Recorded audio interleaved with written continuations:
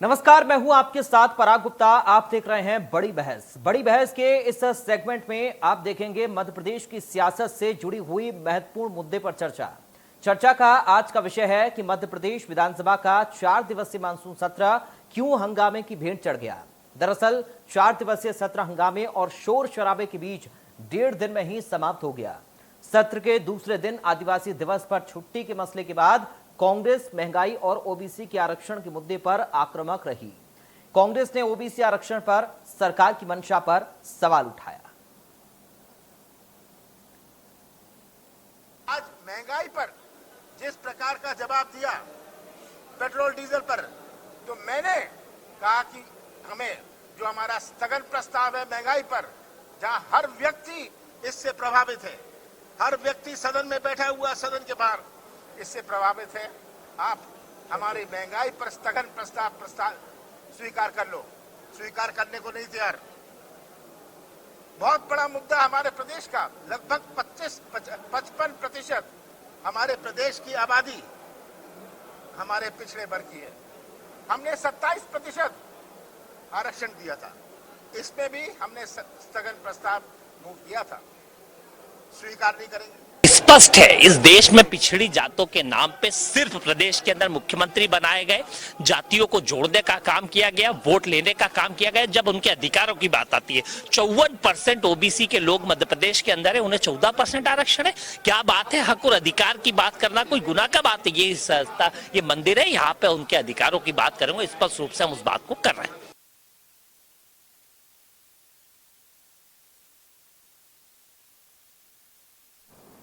वहीं मुख्यमंत्री शिवराज सिंह चौहान ने कहा कि कांग्रेस ने सरकार में रहते ओबीसी आरक्षण के लिए कुछ नहीं किया। कांग्रेस ने पिछड़ों के साथ धोखा किया। कांग्रेस के लोगों ने स्टे करवा दिया था। कांग्रेस पार्टी ने 10 मार्च से 19 मार्च के बीच कोर्ट में कोई जवाब नहीं दिया। कांग्रेस पाखंड कर रही है, घटिया राजनीति कर रही है, भ्रम फैलाने की कोशिश कर रही है और समाज को तोड़ने के अभियान में लगी हुई है। आज मैं कमलनाथ जी से पूछना चाहता हूं, कांग्रेस से पूछना चाहता हूं, आज 27% के लिए एप्रिन पहन के आ गए आरक्षण के लिए। कमलनाथ जवाब दो, पूरी कांग्रेस जवाब दे। इन्होंने धोखा दिया पिछड़े वर्ग को, पाखंड किया पिछड़े वर्ग के साथ, पिछड़े वर्ग की पीठ में छुरा घोंपने की घटिया राजनीति की। 10 तारीख को उसके खिलाफ याचिका प्रस्तुत हुई और 19 तारीख को हाई कोर्ट ने उसको स्टे कर दिया। कमलनाथ जी, आपको जवाब देना होगा। शुरुआत आपने की है। 27% आरक्षण बरकरार रखने के लिए 10 से लेकर 19 तारीख तक आपने क्या किया? कांग्रेस पाखंड कर रही है। तो कांग्रेस के नारेबाजी और शोर शराबे के बीच सरकार ने 6 विधेयक सदन में पेश किए और बगैर चर्चा के ही उन्हें पारित कर दिया। उधर कांग्रेस विधायक ओबीसी आरक्षण के मुद्दे पर लगातार हंगामा करते रहे और आसंदी का घेराव कर दिया, जिसके बाद विधानसभा अध्यक्ष ने विधानसभा की कार्यवाही अनिश्चितकाल के लिए स्थगित कर दी गई।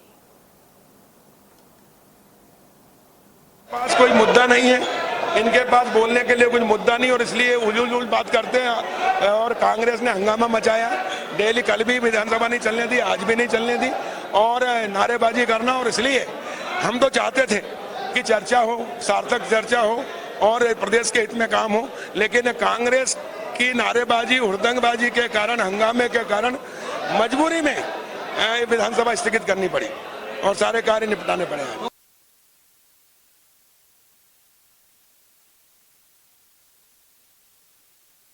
हंगामा सत्र के दौरान हुआ है। 4 दिन का सत्र था, लेकिन 1.5 दिन में ही यह समाप्त हो गया।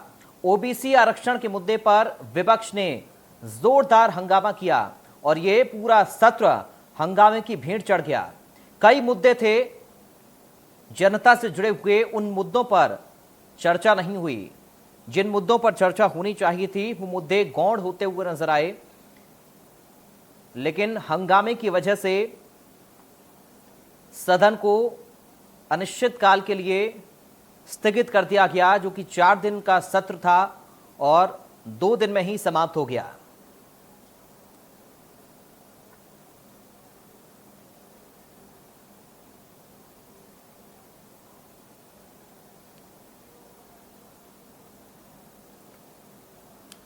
तो आज हम चर्चा इसी मुद्दे पर करेंगे, क्योंकि बयानबाजी आपने सुनी, मुख्यमंत्री को आपने सुना, कांग्रेस पार्टी के विधायकों को आपने सुना।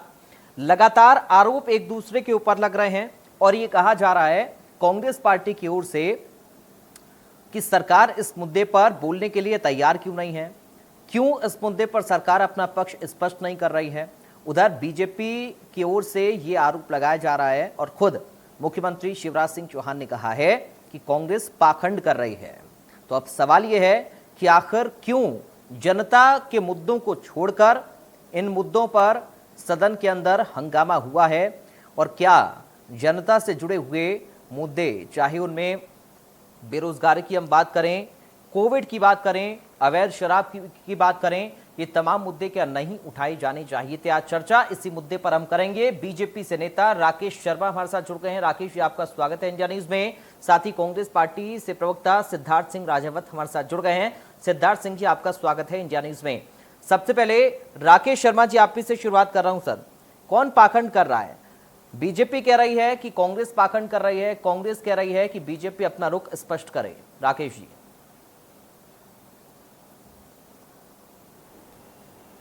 फराज जी, अगर देश में नोटंकी करने का और झूठ बोलने का कोई रिकॉर्ड हो जी, या विश्व में कोई इनाम हो तो वो कांग्रेस के नेताओं को मिलेगा। अब सबसे बड़ा विषय आज मध्य प्रदेश में बाढ़ की स्थिति की, भयावह की बात लगातार कांग्रेस के नेता कह रहे हैं जी, पर आज अगर उस पर चर्चा करने के लिए कांग्रेस के नेता तैयार नहीं तो इसका जवाब कौन देगा? आप ये देखिए कि बाढ़ में जिन लोगों के मकान डूब गए हैं या टूट गए हैं, सरकार ने तुरंत उनको 1,20,000 की घोषणा की कि उनको 1,20,000 रुपए नगद दिए जाएंगे मकान बनाने के लिए जी।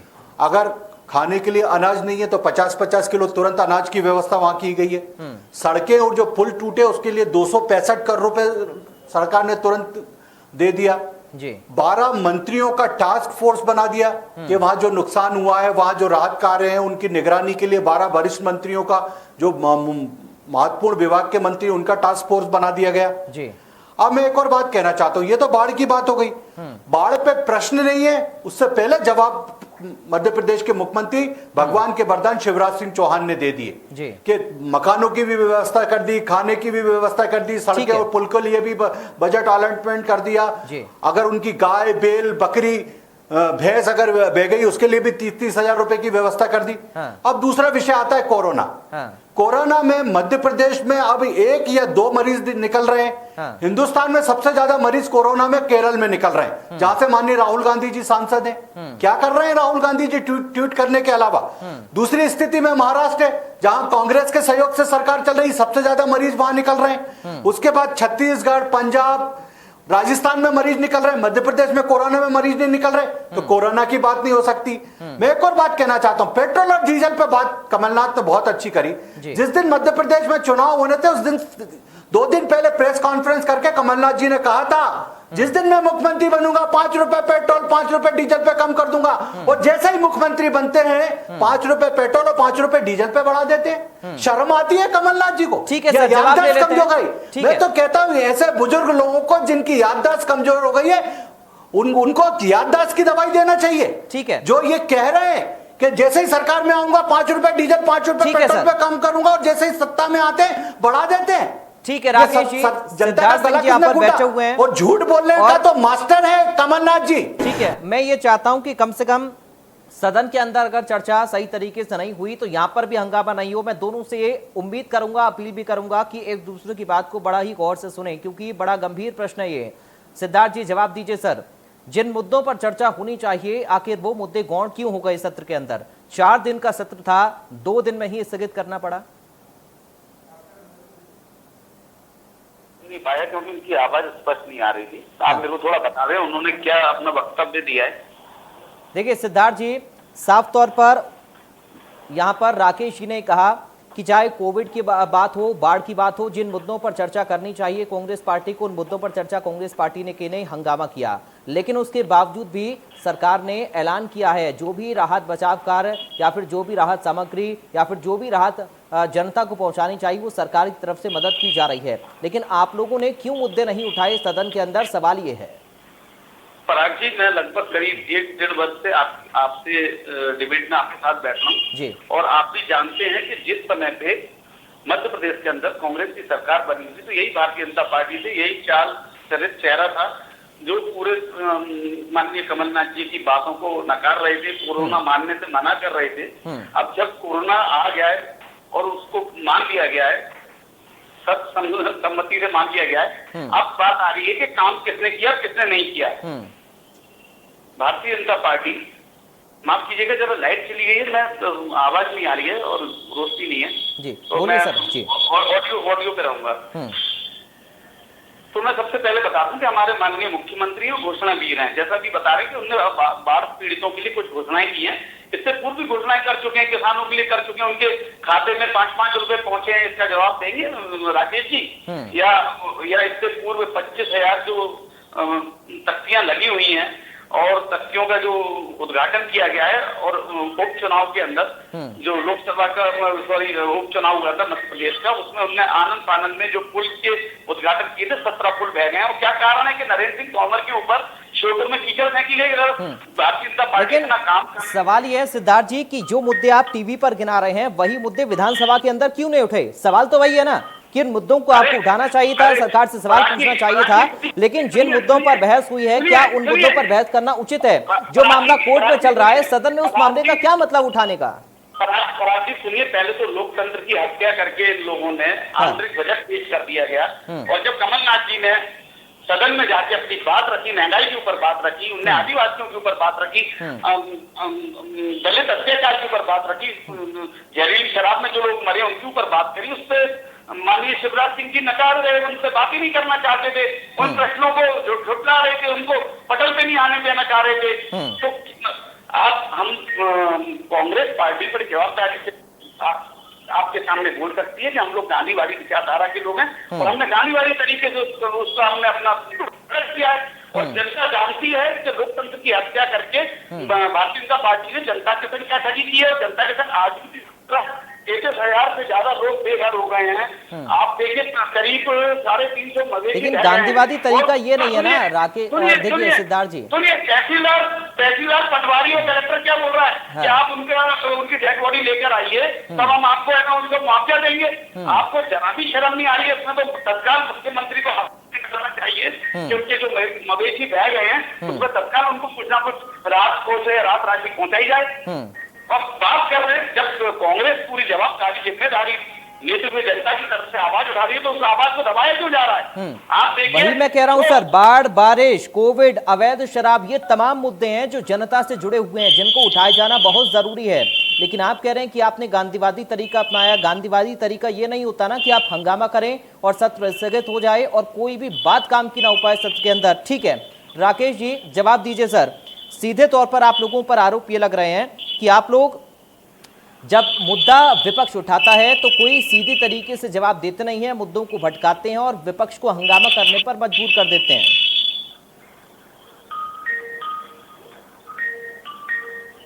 देखिए फराज भाई, मेरे कांग्रेस के विद्वान साथी ने कोरोना की बात करी पर उनने बात कोरोना की शब्द का उपयोग किया और उसके बाद आगे कोई बात करने के लिए तैयार नहीं हुए। कांग्रेस के विद्वान साथी ये क्यों नहीं बताते कि वैक्सीन हिंदुस्तान में बनती है तो राहुल गांधी क्यों उसका विरोध करते हैं? कांग्रेस के साथी ये क्यों नहीं बताते कि एक हफ्ते पहले ही क्यों राहुल गांधी पहला टीका लगवाते हैं? पहली लहर निकल गई, दूसरी लहर निकल गई, उसके बाद राहुल गांधी सामने आते हैं और टीका लगवाते हैं। मुझे इस बात का जवाब कांग्रेस के नेता से मिलना चाहिए। उसके बाद टीएस सिंहदेव छत्तीसगढ़ के स्वास्थ्य मंत्री जैसे ही वैक्सीन आती है तो सबसे पहले विरोध करने के लिए सामने आ जाते हैं कि हम छत्तीसगढ़ में अपने लोगों को वैक्सीन नहीं लगने देंगे क्योंकि ये वैक्सीन का ट्रायल अभी पूरा नहीं हुआ है। मुझे बताइए, देश का प्रधानमंत्री वैक्सीन लगवा रहा है, मध्य प्रदेश का मुख्यमंत्री वैक्सीन लगवा रहा है, देश के बड़े बड़े नेता वैक्सीन लगवा रहे हैं, सांसद वैक्सीन लगवा रहे हैं, पर छत्तीसगढ़ का स्वास्थ्य मंत्री कहता है हमारे प्रदेश में हम वैक्सीन नहीं लगने देंगे। अब उसके बाद लगातार जब वैक्सीन पूरे देश में लगने लगी तो हाहाकार मचाने लगे कि हमें कम वैक्सीन दी जा रही है। उसके बाद मैं एक और कहना चाहता हूं, झारखंड में कांग्रेस के सहयोग से सरकार चल रही, झारखंड का स्वास्थ्य मंत्री उसका विरोध करता है। कांग्रेस का एक विद्वान प्रवक्ता दुर्गेश शर्मा इसीलिए मारा गया क्योंकि राहुल गांधी के कहने पे उसने वैक्सीन नहीं लगवाई थी। अब ये अवैध शराब की बात कर रहे हैं। हमने सदन में अवैध शराब के लिए एक सख्त कानून बनाया कि जो अवैध शराब बेचेंगे उनको हम फांसी की सजा देंगे। कांग्रेस क्यों नहीं चर्चा कर रही थी? क्या कांग्रेस के नेता सब अवैध शराब बेच रहे? जिस तरह कांग्रेस के पूर्व मंत्री उमंग सिंगार ने कहा था कि दिग्विजय सिंह शराब माफिया हैं, क्या इसीलिए कांग्रेस पार्टी भाग गई सदन से? अवैध शराब पे जो बिल आ रहा था उससे भाग गई क्योंकि जो अवैध शराब बेचेगा उसको फांसी की सजा का कानून हमने लाया है। एक और बात कहना चाहता हूं, मैं स्पष्ट रूप से आरोप लगाना चाहता हूं कांग्रेस में, ये जो सत्ताजीवी कांग्रेस है, इसके जो अध्यक्ष है कमलनाथ, जो नेता प्रतिपक्ष है, वो सिर्फ दिल्ली में रहने के लिए पैदा हुए हैं। मध्य प्रदेश में उनके पास ना अपने विधायकों के लिए समय है, ना मध्य प्रदेश की विधानसभा के समय है, और ना मध्य प्रदेश के लोगों के लिए उनके पास समय है। जब देखिए दिल्ली में पाए जाते हैं, वो अपने विधायकों से कहते हैं यहाँ समय बर्बाद करके मैं क्या करूंगा, इससे अच्छा मैं दिल्ली में रहूंगा। वहां बड़े बड़े उद्योगपति मुझसे मिलने आते हैं, बड़े बड़े नेता मुझसे मिलने आते हैं, कांग्रेस के मुख्यमंत्री मुझसे मिलने आते हैं। ये मध्य प्रदेश में मेरा समय बर्बाद होता है। तो वो इसलिए नहीं चाहते थे कि विधानसभा चले और उनका कीमती समय बर्बाद हो, इसलिए वो विधानसभा को जल्दी समाप्त करके और दिल्ली उड़ गए। ठीक है, शर्म आना चाहिए। सिद्धार्थ जी आप जवाब दीजिए सर। उम्मीद करती है सिद्धार्थ जी जवाब दीजिए, जवाब दीजिए। जो मुद्दे आप लोगों को उठाने चाहिए। ठीक है राकेश जी, मैं जवाब दूंगा। ठीक है राकेश जी, मैं जवाब दूंगा। सिद्धार्थ जी, जो मुद्दे आप लोगों को उठाने चाहिए, आप कह रहे हैं कि सब उठाने नहीं देते, लेकिन यहाँ पर राकेश जी साफ तौर पर कह रहे हैं कि आप लोग उठाते नहीं है क्योंकि आप लोगों के ऊपर उल्टा आरोप लग जाते हैं। लेकिन सवाल यह है, क्या आरक्षण का मुद्दा सिर्फ उपचुनाव को देखते हुए आप लोगों ने उठाया? आप हंगामा कर सकते थे तो इन मुद्दों पर भी हंगामा कर सकते थे ना। आवाज आ रही है आपको? जी जी सिद्धार्थ जी, आपकी आवाज आ रही है। जी देखिए पराग जी, भारतीय जनता पार्टी का जो कथनी और करनी है उसको दुनिया जानती है, जग जाहिर है, जनता जान चुकी है। अब ये जो हमारे आदरणीय जो राकेश जी जो ब्लेम लगा रहे हैं, पहले आप ये देखिएगा कि पहले अपने गिरेबान में झांक के देखिए, भारतीय जनता पार्टी आप कितने बड़े बड़े मुद्दे थे, व्यापम का मुद्दा उठाया, ई टेंडरिंग का मुद्दा उठाया। आप देखिए रेत माफियाओं के ऊपर अवैध उत्खनन का माननीय कमलनाथ जी जिस समय मुख्यमंत्री बनकर आए थे, उन्होंने शुद्ध का युद्ध माफिया और जो हनी ट्रैप में आप देखिए जैसे ही माननीय शिवराज सिंह जी पुनः कुर्सी पे विराजमान हुए, उन्होंने सबसे पहले इन सबको राहत दी। क्या कारण है भाई आपने राहत दी? अरे आपके पास 29 में से 28 सांसद हैं, आप जाके माननीय हमारे प्रधान सेवक से आप है ना कोई राहत कोष या राहत राशि की बात नहीं कर सकते, क्योंकि वहां पे एक तरफा गुंडागर्दी चलती है। आप बोल नहीं सकते, बस मन की बात जनता मन की बात से बहुत ऊब चुकी है और आपकी झूठ से जनता बखूबी बात। ठीक है सिद्धार्थ जी, मुझे एक बात का आप जवाब दीजिए सर, इस सत्र का नतीजा क्या रहा सर? कोई नतीजा इस सत्र का निकला? इस सत्र का नतीजा यह है, गांधीवादी विचारधारा से कांग्रेस ने इसका विरोध किया है। जनता जान चुकी है कि कांग्रेस जनता के साथ में और जनता आने वाले चुनाव में भारतीय जनता पार्टी को चारों खाने चित करेगी। ठीक है राकेश जी जवाब दीजिए, आप कुछ कहना चाह रहे हैं? आपसे भी मेरा यही सवाल है सर, इस सत्र का नतीजा क्या निकला? हालांकि हंगामे के बीच में आपने जो विधेयक पेश किया और जिनको पास करवाया गया वो एक अलग विषय है, लेकिन जो मुद्दे उठने चाहिए थे उन मुद्दों पर चर्चा आखिर क्यों नहीं हो पाई? देखिए, पहले दिन संसदीय कार्य मंत्री माननीय नरोत्तम मिश्रा जी ने कहा था कि सरकार हर विषय पे चर्चा के लिए तैयार है। लगातार आप देखिए, पहले दिन कलावती भूरिया जो कांग्रेस की विधायक हैं जिनका देहांत हो गया, उनको श्रद्धांजलि नहीं देने दी कांग्रेस पार्टी ने, जबकि विधानसभा के अध्यक्ष कह रहे थे कि कमलनाथ जी 4 मिनट रुक जाइए, कलावती भूरिया को श्रद्धांजलि हो जान दीजिए, उसके बाद अपना वक्तव्य रख लीजिए। 4 मिनट का वेट नहीं कर पा रहे क्योंकि ये सदन में बैठना ही नहीं चाहते। दूसरी बात, गोविंद सिंह जी कांग्रेस के वरिष्ठ मंत्री थे, उनने कहा था कि हमारी सरकार में सबसे ज्यादा अवैध उत्खनन हो रहा है, रेत माफिया सक्रिय है और हम उन पर नकेल नहीं कस पा रहे। मैं माफी मांग रहा हूं मध्य प्रदेश की जनता से। गोविंद सिंह कांग्रेस के मंत्री, भारतीय जनता पार्टी का तो नहीं कहना था। और जिस कवालीय संस्कृति में कांग्रेस जी रही है, पिछले सदन में कमलनाथ कहते हैं कि कोरोना के कारण सदन समाप्त कर दीजिए और गोविंद सिंह विरोध दर्ज कराते हैं। तो ये कांग्रेस की परंपरा है। आप बताइए कि 4 विधायक कांग्रेस के सदन में बैठते हैं और 8 विधायक बहिर्गमन करते हैं, तो किसके कहने पे चल रही है कांग्रेस पार्टी? कांग्रेस पार्टी की हालत ये हो गई है भानुमति की कुंवे की जैसी। जैसे भानुमति से कुंवा नहीं संभालते बनता, वैसे कांग्रेस पार्टी कमलनाथ से संभालते नहीं बनता। अब समय कम है, इसलिए एक फाइनल कमेंट और दिल्ली में बैठे रहते हैं। ठीक है राकेश जी, एक फाइनल कमेंट, समय कम है। आपसे मेरा आखिरी सवाल ये है कि कांग्रेस कह रही है अगर केंद्र में आपसे बात करें ओबीसी आरक्षण की तो हितकारी है, लेकिन आप प्रदेश में समर्थन नहीं कर पा रहे हैं, डिफेंड नहीं कर पा रहे हैं कोर्ट में। बहुत जल्दी से इसका जवाब। देखिए, मेरा तो एक कहना है स्पष्ट रूप से कि कमलनाथ जैसा झूठा व्यक्ति मध्य प्रदेश में पाया जाता है और इसीलिए ये मध्य प्रदेश के जो मुद्दे विधानसभा में उठ नहीं पाते।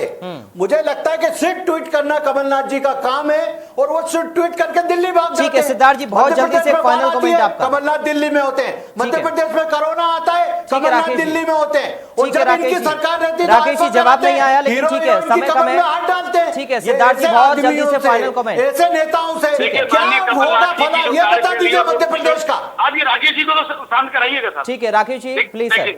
सिद्धार्थ जी माननीय कमलनाथ जी की जो कार्यशैली, आप ही के लोग आप ही की सरकार पर सवाल उठाते रहे।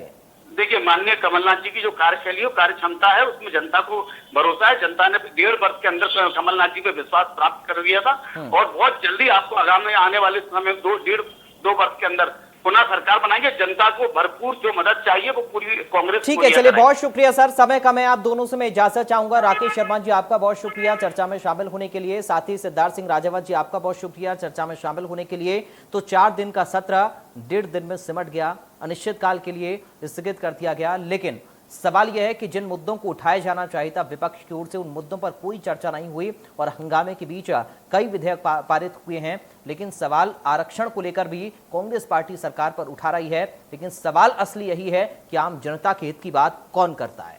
फिलहाल के लिए बड़ी बहस से मुझे दीजिए इजाजत। आप देखते रहिए इंडिया न्यूज।